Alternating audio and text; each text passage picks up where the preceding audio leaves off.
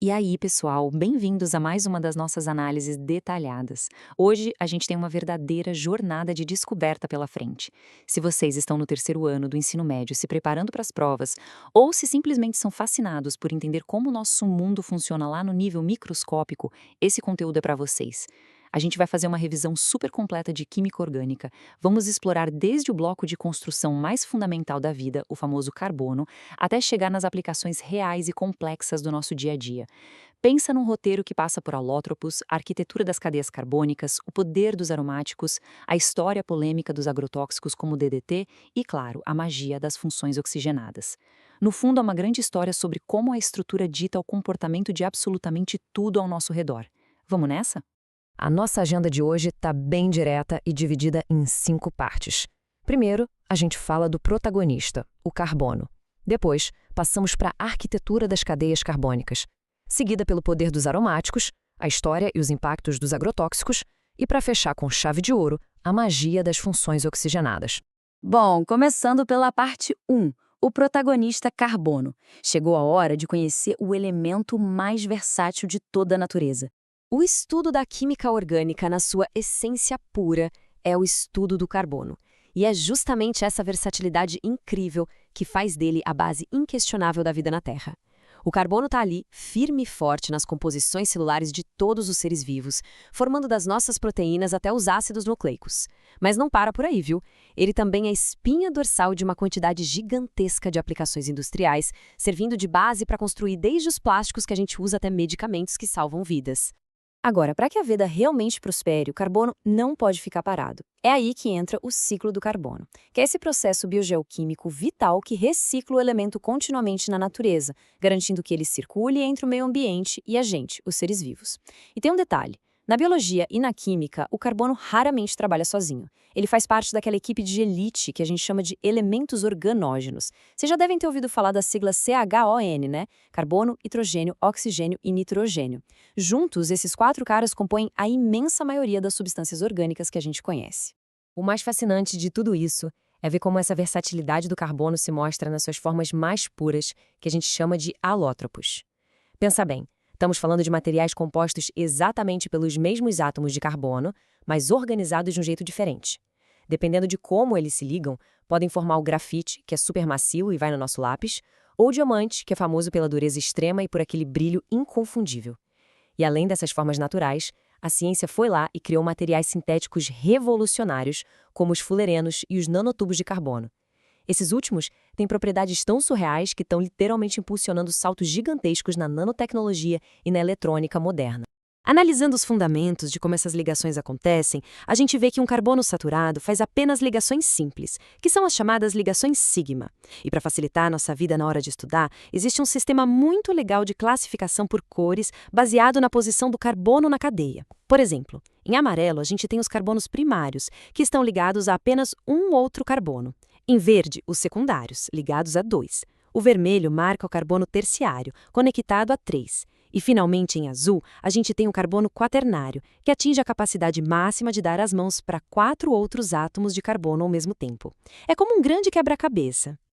Então vamos para o nosso segundo tópico, a arquitetura das cadeias carbônicas. Vamos entender como esses pequenos blocos se juntam para levantar verdadeiras estruturas moleculares. A primeira grande diferença que a gente nota na arquitetura molecular é a direção da cadeia. Uma cadeia normal, também chamada de linear, é meio que uma fila indiana. Ela alinha os carbonos de forma contínua numa sequência única, tendo só carbonos primários e secundários.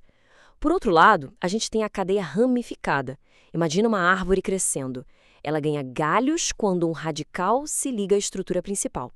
Isso cria um carbono terciário ou quaternário no meio do caminho e muda o formato da molécula por completo. Outra classificação super importante é sobre o fechamento dessa estrutura. Cadeias abertas ou acíclicas têm aquelas extremidades soltas, livres, que nunca se encontram. Já as cadeias fechadas ou cíclicas acontecem quando as pontas dão a volta e se ligam umas nas outras, formando um anel. A saturação é outro ponto que a gente precisa ficar de olho. Uma cadeia saturada é, digamos, mais tranquila. Ela só tem ligações covalentes simples entre os carbonos. Mas, se aparecer pelo menos uma ligação dupla ou tripla ali no meio, que a gente chama de ligações pi, a cadeia vira insaturada na hora. E olha, essa pequena mudança na estrutura altera drasticamente o quão reativo aquele composto vai ser. E o que acontece quando a gente coloca um intruso nessa fila indiana de carbonos? Bom, se a sequência for feita só de carbonos, a cadeia é homogênea, tudo em casa. Mas se você introduz um átomo diferente, tipo um nitrogênio, bem no meio de 2 carbonos, ele atua como um heteroátomo.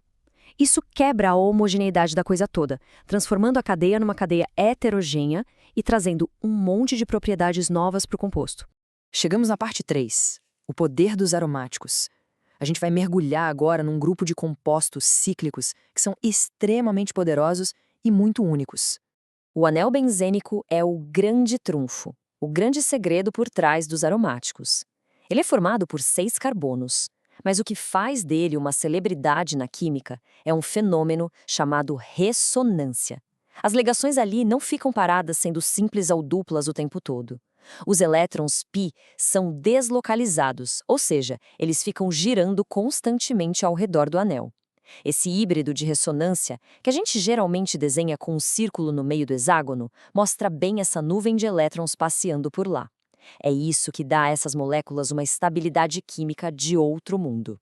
E só para constar, qualquer composto orgânico que não tem essa característica é chamado de alifático. Toda essa estabilidade traz uma dualidade bem interessante. Os aromáticos são apolares, o que isso significa na prática? Que eles não se misturam com água de jeito nenhum, mas se dissolvem super bem em solventes orgânicos. É por isso, por exemplo, que o benzeno dissolve na gasolina.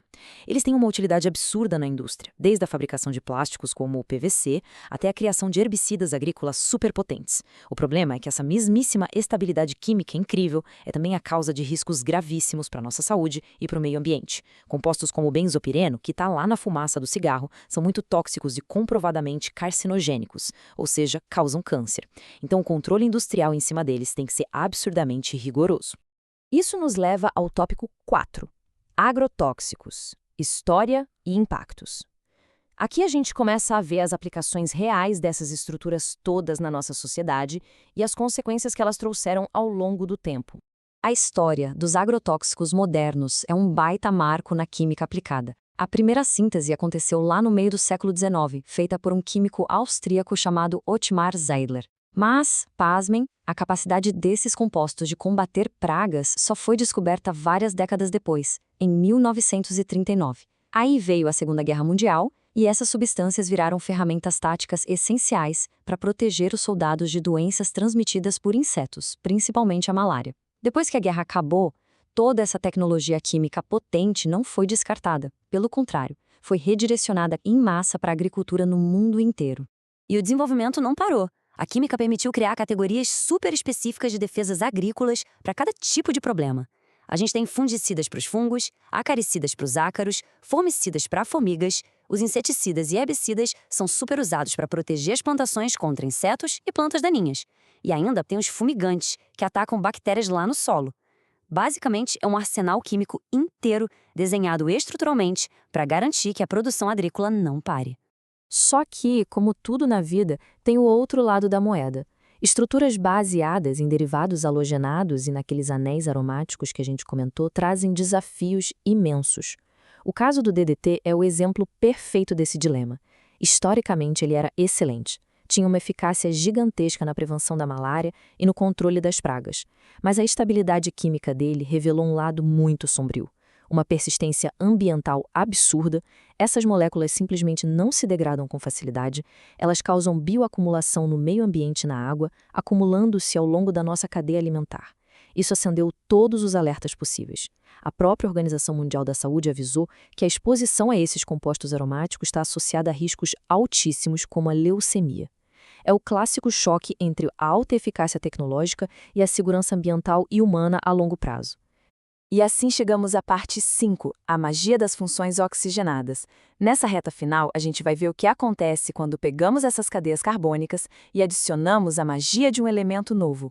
As funções oxigenadas entram em cena quando a gente liga átomos de oxigênio na cadeia carbônica principal. Isso forma grupos super específicos, tipo as hidroxilas, carbonilas ou carboxilas. E olha, o simples fato de adicionar esse elemento muda tudo. O comportamento da molécula vira outro. O oxigênio é um cara muito eletronegativo. Ele puxa elétrons para si, e isso aumenta pra caramba a polaridade do composto. Qual é o resultado prático disso? Aquelas moléculas que antes fugiam da água passam a ser bem mais hidrofílicas, ou seja, ganham uma superafinidade com a água, mudando completamente como elas se dissolvem. Para vocês terem uma ideia do impacto, vamos olhar para 3 compostos que têm o exato mesmo número de carbonos. É uma diferença que chega a ser surpreendente. O butano é um hidrocarboneto apolar normalzinho, com um ponto de ebulição abaixo de 0 graus. Se a gente colocar um oxigênio ali e formar a butanona, que é uma cetona polar, o ponto de ebulição já pula para 80 graus Celsius, tudo graças à força do dipolo permanente. Agora, se esse oxigênio estiver na forma de um álcool, virando butanol, o jogo muda de novo. A gente passa a ter as famosas pontes ou ligações de hidrogênio. Sabe para quanto vai o ponto de ebulição? Incríveis 118 graus.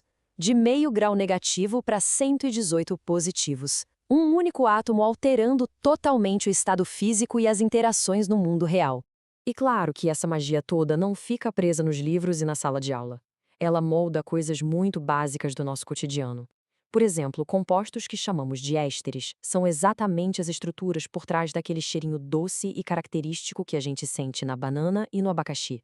Mudando de área, na medicina é a função do ácido carboxílico presente no ibuprofeno que garante que ele funcione como um baita anti-inflamatório. E tem também o caso clássico da aspirina. Sabiam que a origem dela vem das cascas de salgueiro que o próprio Hipócrates já usava lá no século V a.C.? O princípio ativo moderno da aspirina opera com uma estrutura super engenhosa que combina as funções de ácido carboxílico e éster ao mesmo tempo. É a química na fruteira e na farmácia. Desde as ligações de um único e simples átomo de carbono, até chegar na complexidade absurda de um medicamento que salva a vida de milhares de pessoas ou de um agrotóxico superpotente. A química é quem dita as regras do nosso mundo visível, usando estruturas que a gente nem consegue enxergar. Sabendo da utilidade fantástica de toda essa inovação química e pesando isso contra perigos sérios como a toxicidade e a bioacumulação no meio ambiente, surge a grande pergunta do nosso tempo. Como é que a nossa sociedade, conhecendo tão bem as regras dessa arquitetura molecular, vai encontrar o ponto de equilíbrio perfeito? Como inovar e evoluir a tecnologia, garantindo ao mesmo tempo a proteção absoluta da saúde das pessoas e do nosso planeta? É uma reflexão ética e muito química que vai definir os próximos passos da ciência. Pessoal, muito obrigada por acompanharem mais essa análise com a gente. Continuem curiosos e até a próxima!